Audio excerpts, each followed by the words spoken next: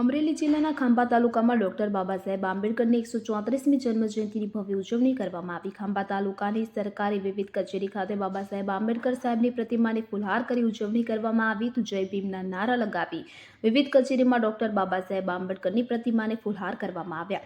અરેલીમાં તાલુકા પંચાયતમાં પ્રમુખશ્રીના પ્રતિનિધિ ભીખાભાઈ સરવૈયા, પ્રવીણભાઈ બાબરિયા સહિતના આગેવાનો જોડાતા વિવિધ કચેરીઓમાં ચા પાણી શરબતની વ્યવસ્થા કરવામાં આવી હતી। રિપોર્ટર હસમુખ શિયાળ, ઇન્ડિયા 7 ન્યૂઝ, ખાંભા।